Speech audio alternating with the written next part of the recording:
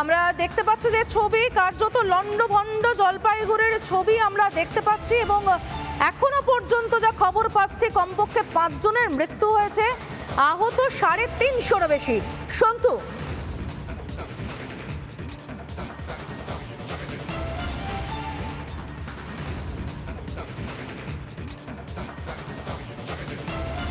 গতকাল মুখ্যমন্ত্রী মমতা বন্দ্যোপাধ্যায় তিনি ঘোষণা করেন যে 5 জনের মৃত্যু হয়েছে এবং আহতদের পাশে রয়েছে সরকার। আহত 350-এরও বেশি, আহতরা হাসপাতালে ভর্তি। গতকাল রাতেই জলপাইগুড়ি হাসপাতালে আহতদের সঙ্গে দেখা করেন মুখ্যমন্ত্রী, কথা বলেন মৃতদের পরিবারের সঙ্গেও। জলপাইগুড়ি সুপার স্পেশালিটি হাসপাতালে ভর্তি রয়েছেন 46 জন।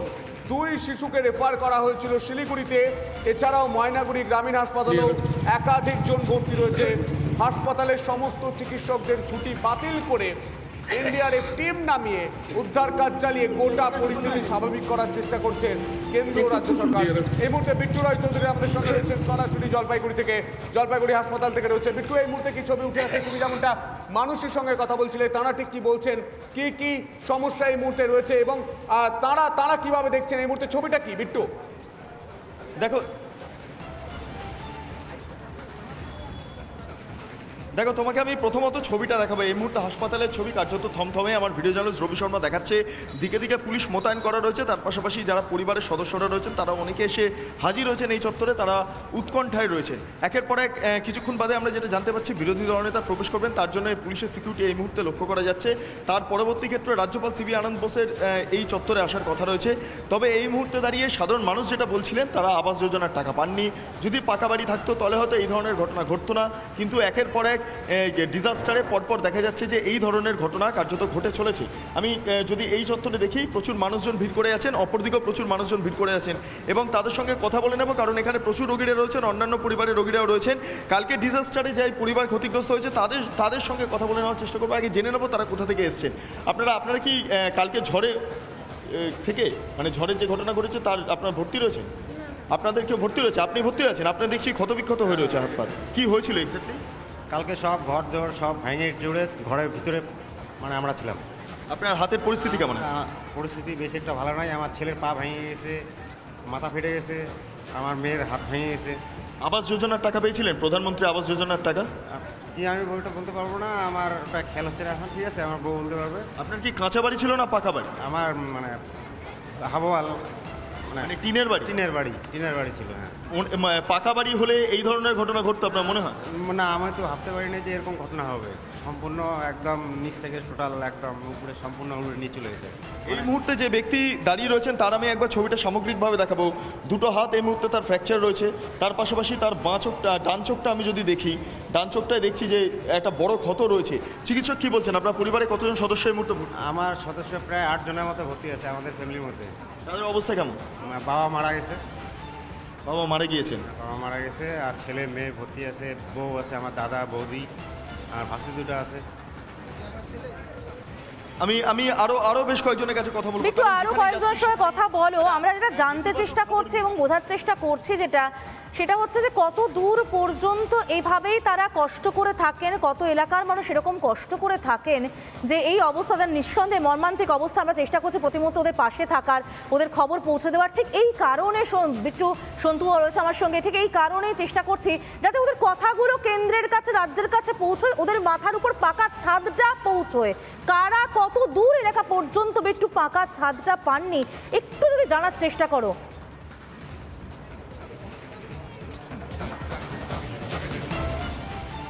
আমি একদমই আরও বেশ কয়েকজনের কাছে যাওয়ার চেষ্টা করব। আমি দেখতে পাচ্ছি প্রচুর মানুষজন রয়েছেন, তাদের সঙ্গে একবার কথা বলবো যে এই মুহূর্তে তারা বসে রয়েছেন, তারা রীতিমতো উদ্বিগ্ন। আমি একটু আপনার কাছে আরেকবার যাব যে কত দিন আর গেলে আপনারা সুবিচার পাবেন, আপনারা বাড়ি পাবেন, আপনারা 100 দিনের টাকা পাবেন? কত দিন গেলে? তাড়াতাড়ি চাই যে তাড়াতাড়ি আমরা সুবিচার পাই না, তাড়াতাড়ি যেটা আমাদের ভালো হয়। এখন বাড়িঘর নাই, বাচ্চা কাচ্চা কোথায় যে আর থাকবে না থাকবে, আমরা তাড়াতাড়ি না চাই। একটু আপনার কাছে যাবো। আপনি রীতিমতো বিধ্বস্ত, কালকে রাত্রি থেকে আছেন? হ্যাঁ। পরিবারের কে কে ভর্তি রয়েছে? পরিবারে কি আমার বাবা, ভাইয়ের বউ 2টা, ভাস্তি 4 জন। ওরা তো 3টা বাড়ি, 3টা একটা গুন্ডা হয়ে গেছে। আপনারা থাকতেন কোথায়? হসপিটালে তো। বাড়ি কোথায়? বাড়ি তো কুঠিমের।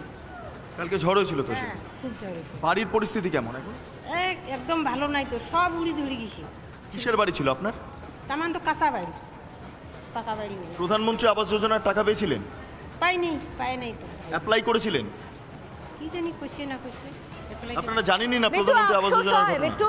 মিঠু ওনাদের জিজ্ঞেস করো তো, আফসোস হয় মাথার উপর পাকা ছাদটা থাকলে আজকে এইভাবে সর্বহারার মতো দাঁড়িয়ে থাকতে হতো না?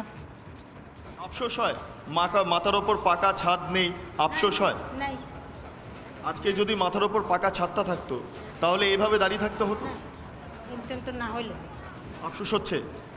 আফসোস কি, কাঁচা বাড়ি ঘর, টিনের দিশে বেড়া, টিনের খাপড়া সব একেবারে ছাতু হয়ে গেছে। সমদ্রিতা, তুমি বর্ণনা শুনছো, পাকা বাড়ি নেই, ছাদ নেই। এই মুহূর্তে দাঁড়িয়ে এই মানুষগুলোর যে বাড়িতে থাকতেন সে বাড়িগুলো বেড়া, টিনের চাল। এত বড় ঝড় ঘটে গিয়েছে এবং সেই ডিজাস্টারের কারণে তার বাড়ি সম্পূর্ণ গুড়িয়ে গিয়েছে। পরিবারের সদস্যরা এই মুহূর্তে হাসপাতালে ভর্তি, তিনি খালি পায়। আমি যে ছবিটা দেখাই, তিনি খালি পায় এই মুহূর্তে হাসপাতালের সামনে। তাহলে কারা পাবে? প্রধানমন্ত্রী আবাস যোজনার বাড়ি যদি এনারা না পান তাহলে কারা পাবে? এখানেই তো প্রশ্ন।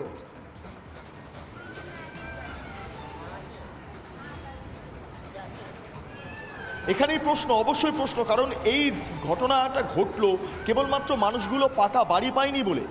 আজকে কাঁচা বাড়ির কারণে বড় বড় গাছ তাদের বাড়ির ওপর ভেঙে পড়েছে, প্রচুর মানুষ আহত হয়েছে, নিহত হয়েছেন। আমি যাদের সাথে কথা বললাম, এই মুহূর্তে দুজনের সাথে কথা বললাম, সেই দুজনের পরিবারের এক একজন করে সদস্য মারা গিয়েছে। বাড়ির বটগাছ বলা চলে বাবা, সেই বাবা কিছুক্ষণ আগে গত হয়েছেন।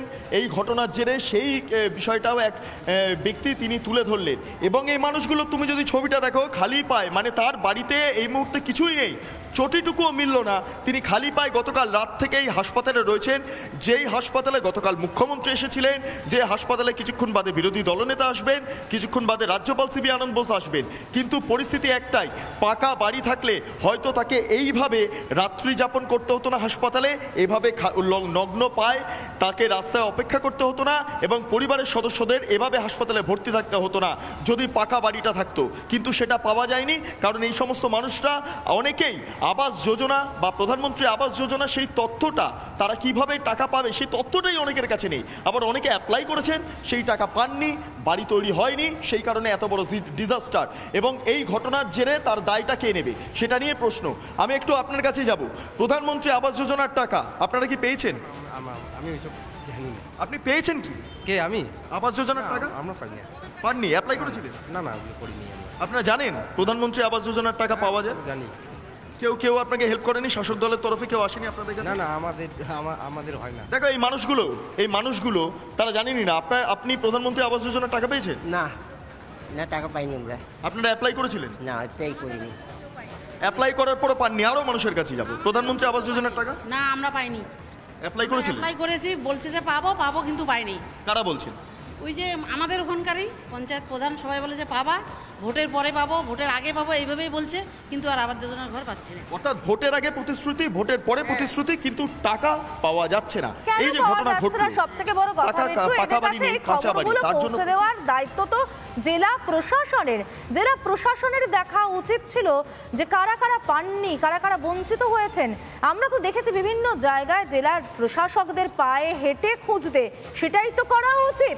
জেলা প্রশাসক যাননি কেন এদের কাছে, পৌঁছতে পারেননি কেন এদের কাছে?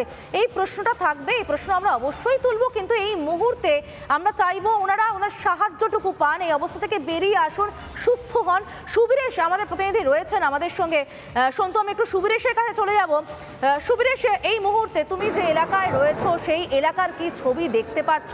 কারণ তুমি সকাল থেকে বলছিলে যে যত গ্রামের ভিতরে যাওয়া যাচ্ছে, যত বেশি আরো জানতে পারা যাচ্ছে, এই লন্ড ভন্ড তছনছ হয়ে যাওয়া ছবিটা যেন আরো অনেকটা বেড়ে যাচ্ছে।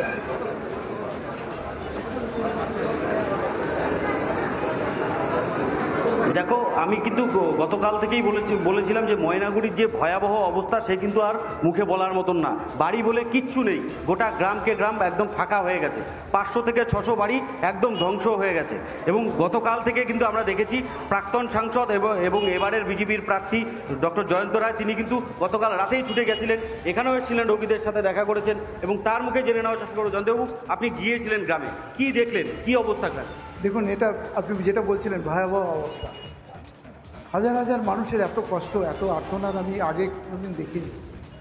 আমি 1968 বন্যার কথা শুনেছি, সেদিন সেই বছর আমার জন্ম হয়। তো আমি মনে হয় জলপাইগুড়িতে এরকম ধরনের আরেকটা ইনসিডেন্ট কিন্তু হয়েছে বলে আমার জানা নেই। বলছি একটা জিনিস দেখছি যে সেটা আসলে অভিযোগও উঠছে যে এই মানুষগুলো সমস্ত বেড়ার বাড়ি, টিনের বাড়ি। এই মানুষগুলি কি আবাস যোজনার ঘর পাননি? প্রধানমন্ত্রী আবাস যোজনার ঘর পাননি?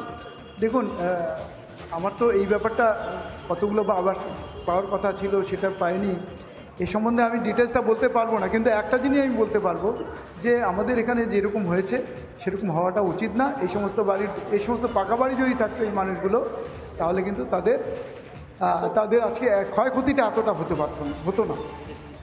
এই মুহূর্তে শুভেন্দু অধিকারী চলে আসছে। শুভেন্দু